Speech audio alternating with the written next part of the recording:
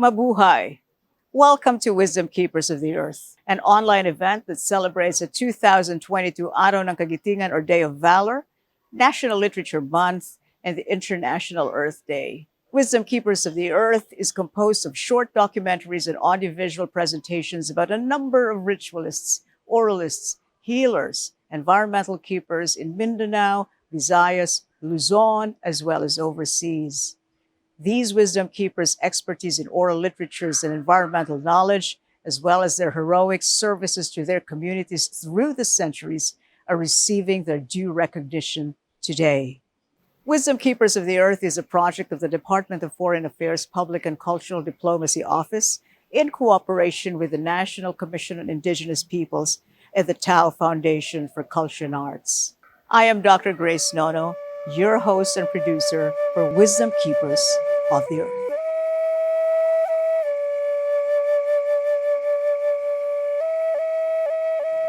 Let us begin with a question. What is this wisdom that we are talking about?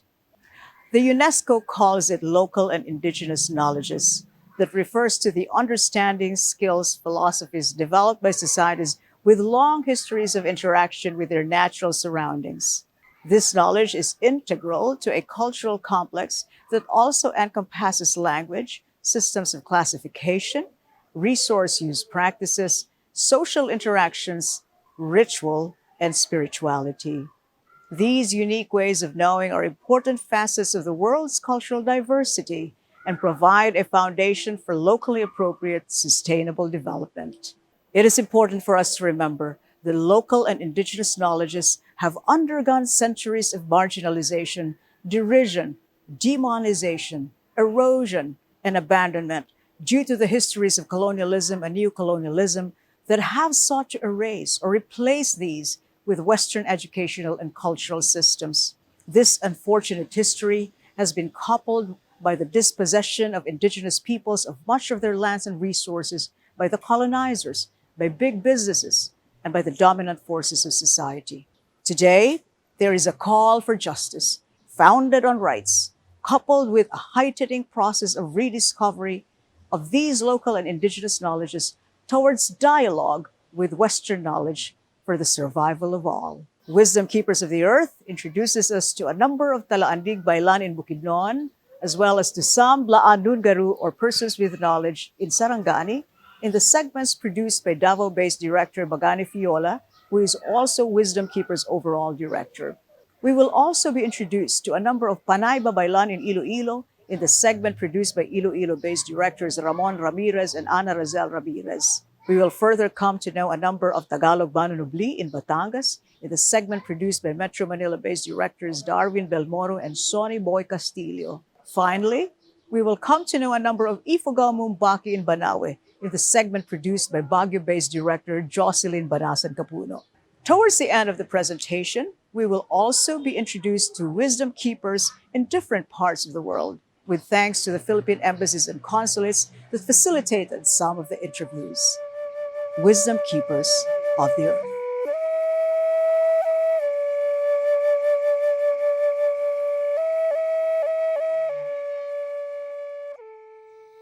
May buon naman siya nga baylan kay pag kadlawon ba early daw mga purok lang nagsugod na siya chanting nga na namog sala ga prayer si ana sa pagsaka sa adlaw iba na dito iyang mga pagampo sa tibok adlaw na successful ang tanan niya nga mga trabaho.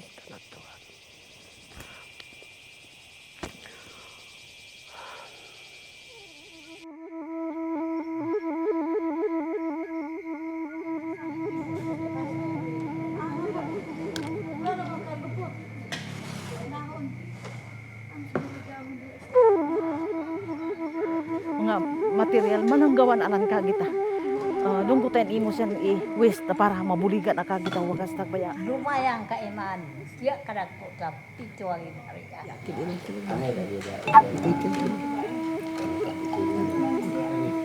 Baang malima talaga. Ini ano ay kasing aw. Pagbasa ko kalibutan sa mga kabit. Duyo ang talaan. Bahin kay NCIP. Uli nang kaibang salamat pa. Ayan. Dalam pusat pratik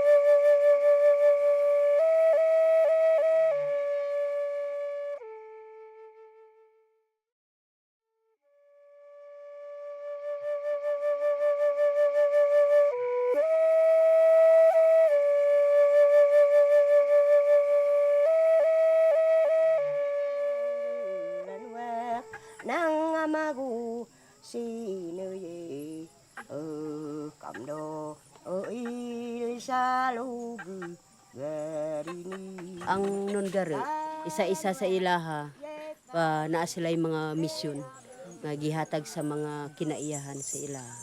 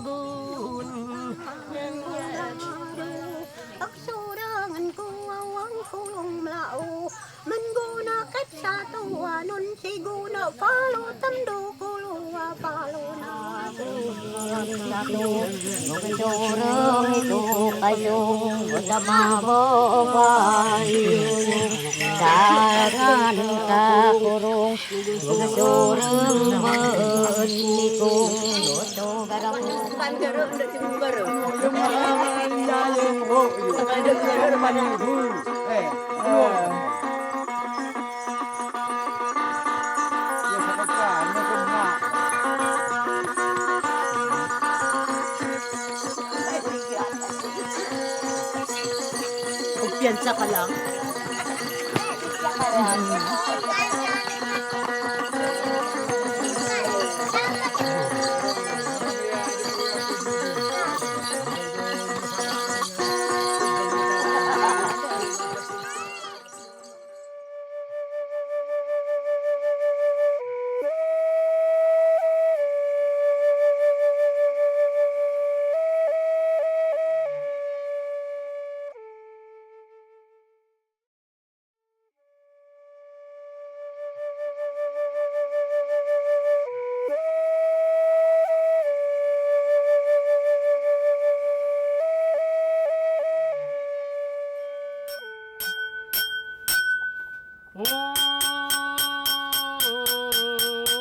Hinay rin kamu sa dalan, nagapanglakat-rin, nagapan. Kung binabaylan gede surhano pagtawag nagyakran halin gid sa mga apoy naman astas mga lulo hasta rin sa mga tatay. Ang ginahambal ko sa mga ritual ang pag-alagad para sa mga espirituhanan nga atin ginatuuhan.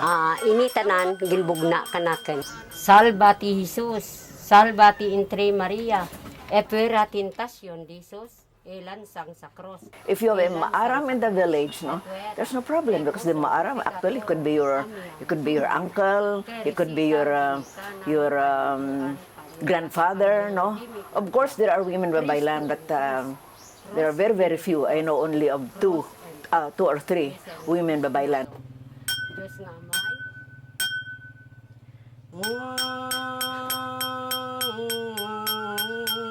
Agdahon tagid ang mga ginikanan, agdahon ta ang mga kaulangan. Surundon nga ginasondan sa ragodon kag mga The Babaylans exist until now because people seek their services to remedy whatever disturbs them. Kung masulod ko sa reliyon da, isurrender ko mga gamit ko tanan, mga yahong, agong, bangkaw, kag banay, kag kundiman kung pula, pero hindi ko pag-surrender ay hambal takot ngati nan mo imaw di aki inaydan, hindi ako makasunod ki inyo reliyon ay nangad nga tumanin ko nakin di mo aki inaydan mo, ti karon niya ko madara ko nga muyo nga saragodon ko, pero ko hindi, tingni sinukot na matakin.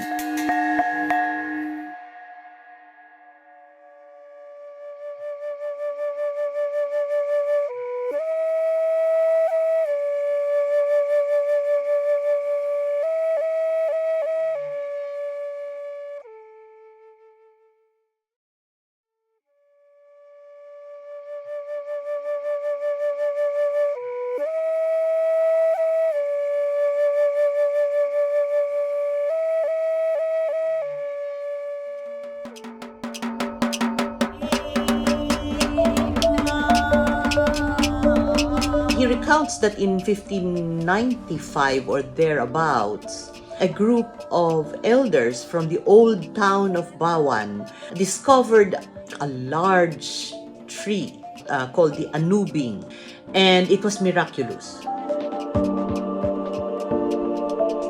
Dalawang beses nang na-opera sa tiyan. Nakuha na ng tubigan baga. Nadalas na ng bell palsy. Na-maldistrok ako. No, hindi ako makatugtog, hindi ako makawan. Kami laging nagkukuha ng subli, hindi ako yung nakawa ng Diyos, naka-recover. Sa palagay ko, malaki rin ang ginagampanan ng subli sa kalikasan. At tulad na lamang ng mga pangyayaring kung ang bulkan ay pumutok. Nakita daw ng maraming tao na ang mahal na puong Santa Cruz nasa ibabaw ng bulkan Taal na pinaniniwalaan siya ang nagprotekta sa mga buhay at ari-arian ng mga tao.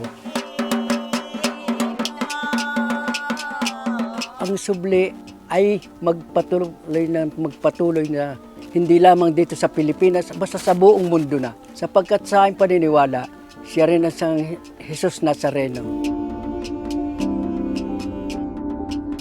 The subli is so important because it brings us to an understanding of cosmos, of our cosmic presence. And so I think that is quite important to remember for all of us that still have the joy of watching, of performing, of taking part in this devotion that has existed for centuries, and hope that it survives and that it prevails in the future.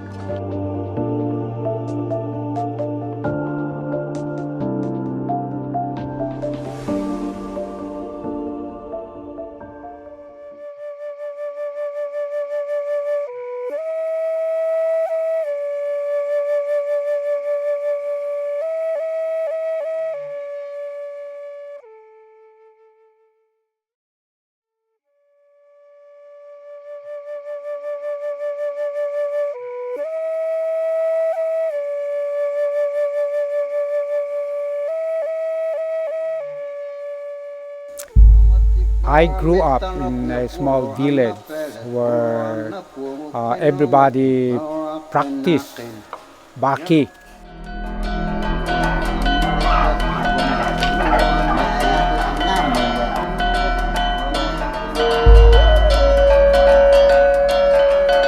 Nasira yata. Whoa! Sira.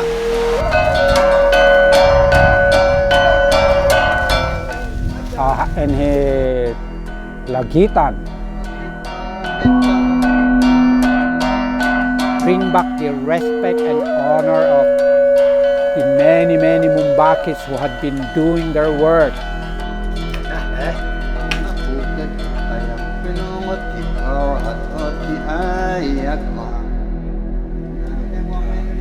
Linawag piatota, linawat linawag Moses, Moses linawat linawat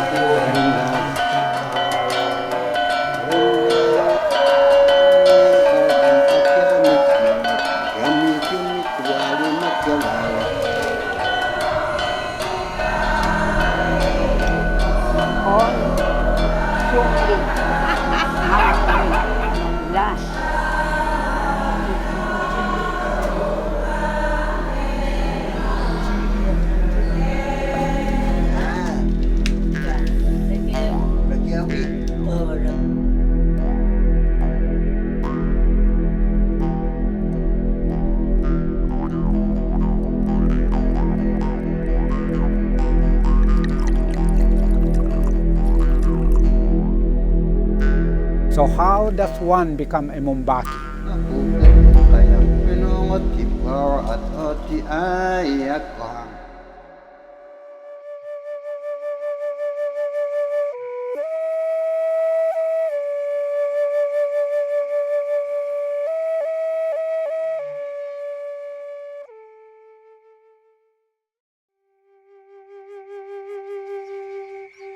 Now let us hear the stories and important messages of a number of wisdom keepers from other parts of the world. O apo na tanok na marswa.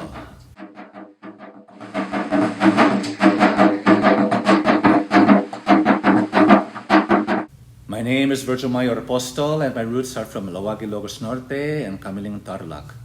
Currently, I'm residing in Walnut, California, which is in East LA County. As far as formal education, I have a bachelor's degree in business administration, Bachelor of Science in metaphysical studies, and years of experience under the tutelage of various traditional healers and escrimadores of northern Luzon.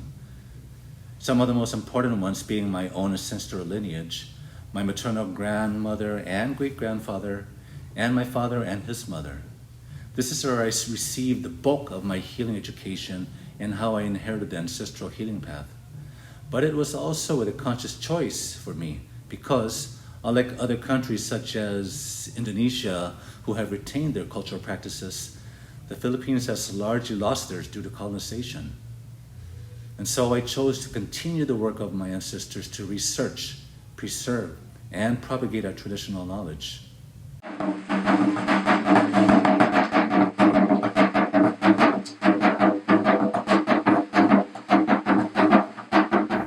I practice a Blaan manual medicine, which is known as Hilot in other regions.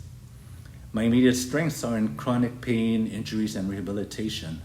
However, because of the holistic approach to our traditions, I'm also comfortable working with emotional and spiritual aspects. In my work, I use oils and liniments derived from medicinal plants. Depending on the situation, I may recite an Araw, which is an invocation for blessing or to clear the energy. The challenges to my practice lie in that a Blaan is based on an indigenous science that is not thoroughly understood by Western society. Therefore, people have trouble grasping the extreme effectiveness when balancing the vital bodies. All of this is also interrelated with the combat arts, being that they are two sides of the same coin. I've written various articles on our traditional healing arts, including books, Way of the Ancient Healer, Sacred Teachings from the Philippine Ancestral Traditions, co-authored Healing Hands of Hilot, and I'm close to submitting a manuscript on the Eskrima styles of the Ilocos and Pangasinan regions.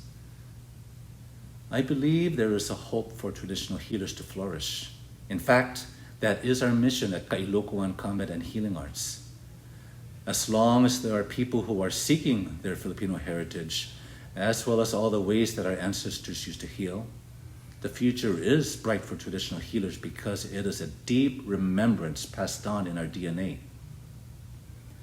The work of traditional healers is important because we carry the responsibility of teaching individuals how to heal themselves. We encourage an alignment back to nature, and through this, we strengthen our communities across the globe.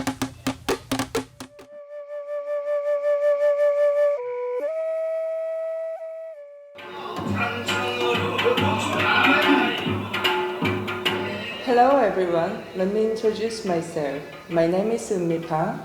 I'm South Korean. I'm 48 years old and I'm a shaman in South Korea. Before becoming shaman, I used to work in modeling industry. However, when I was 25 years old, I got sick. My face and body paralyzed and I couldn't find the reason, even though I went to many hospitals, both Western and traditional ones, as they couldn't find any answers there. My mother took me to see a shaman and she told me that I should become a mudang. At that time, this shaman helped me cure my sickness and only 3 visits to her altar. I was very happy. Later, when I was 31 years old, I got sick again. And I realized it's the time to become a shaman. I couldn't deny the calling anymore, so I trained and became a shaman. People come to me for all kinds of issues, such as sickness, struggles with the money, love, business, decisions about their lives or studies. I use songs which represent stories of the histories of the gods and spirits. Also, when I conduct a ceremony for a customer, I sing their issues and struggles and troubles, and name and birthday also addressed to introduce them to the gods. I learned them from the older generation shamans when I was training with them. There are so many songs, I don't know the number exactly. These are said aloud and accompanied by music, drum, gong, flute, etc. They help the shaman to call and connect with the gods and spirits. They help the shaman enter trance and communicate with the gods and spirits, and allow the gods to talk through me. In the sky, like moon and stars. Also with the wind, I also go to the ocean before sunrise and connect with the power of the sun to get energy and the power for my work and life.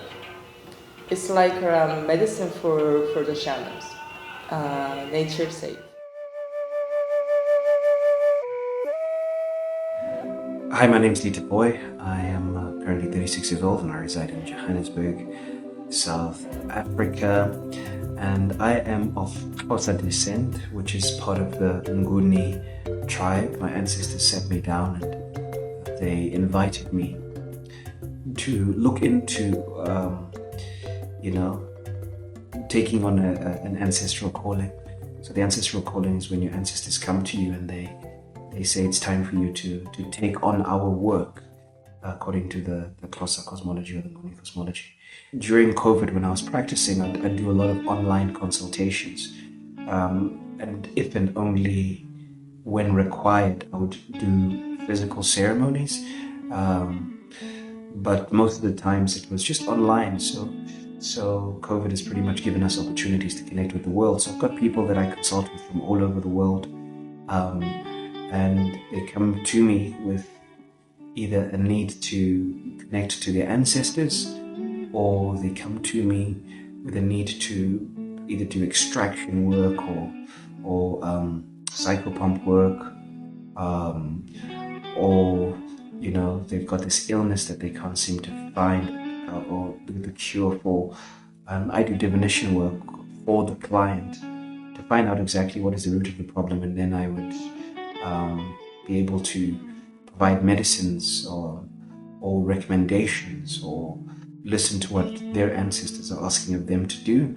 And that's pretty much the type of people that I've been helping. It's just this broad international audience, depending on where they are and what they need.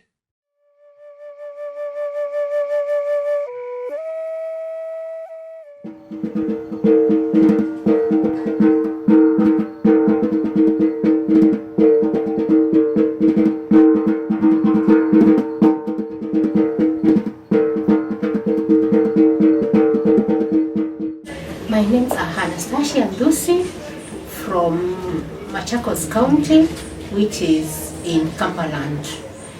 I became a traditional healer while I was staying with my grandmom at a country.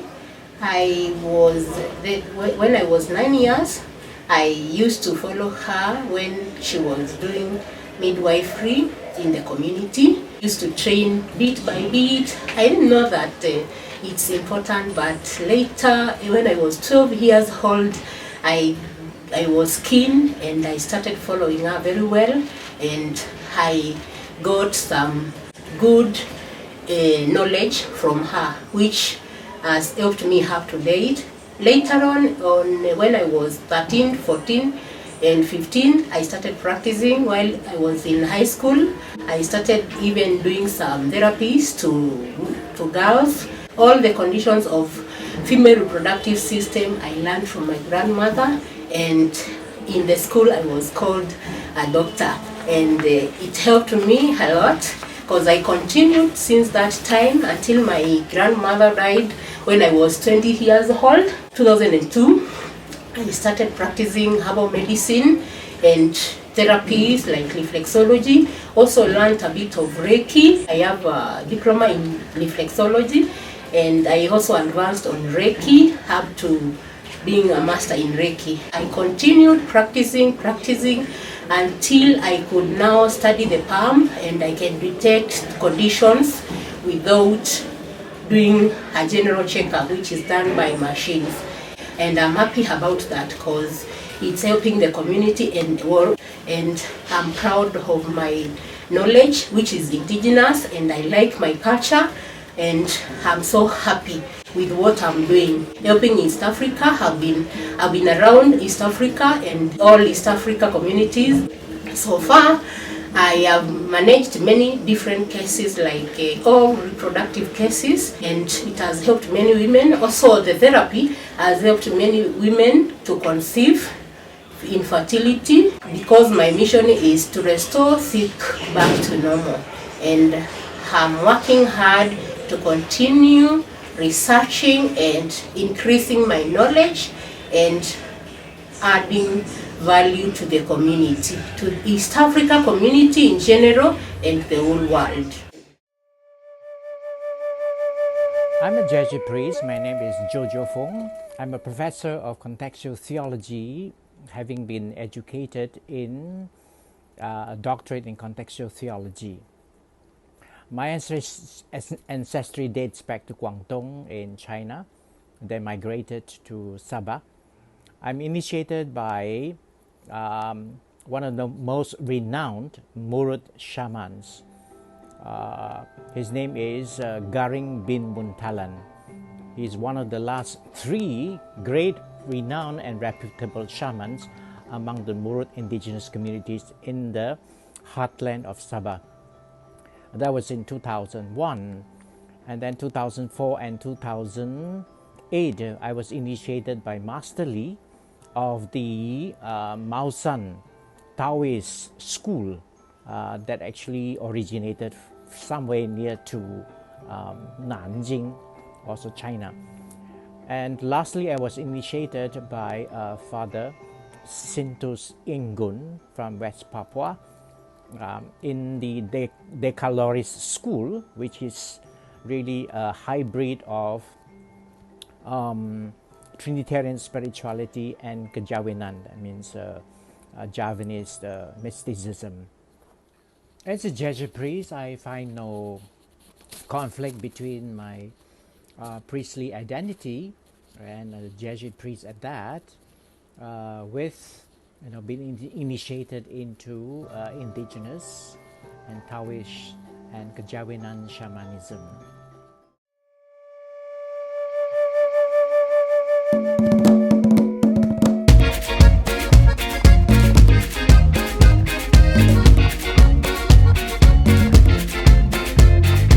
Hello, my name is Estela Roman Porcayo from Mexico. I'm happy to be here today and share a little bit of the wisdom, the knowledge from my ancestors, a little bit of my work. I was born in Temixco. Temixco is the community. The town now today is a city. It's not a big city, but it used to be a village. My grandmother was a curandera, a healer. She took care of people. So today I can say that I honor my grandma, and I'm doing what she used to do, which was to fix people. We say a curandera fixes people. We do fix people. We make people feel good. We make people feel healthy, strong, alive. It's about not just healing, taking care of a headache, but also helping people take care of their spirit. What is to be a curandera? Like I said, yes, is to fix people in many ways. We use traditions, practices like prayers. We use sobada, which is rubbing and embracing the body. We use embracing the body, like you wrap up the body and make it sweat. There are several techniques that we use, including purifications. Those purifications are called in Spanish limpias. A limpia is more than cleaning your aura. It's about cleansing from everything that has affected you in your life, that has had a big impact in your life, that has broken with your balance. For us, it's important to pray. It is important to sing. It is important to acknowledge the spirits that somehow are there, are guardians of nature. It is important to acknowledge everything in nature in order for us to get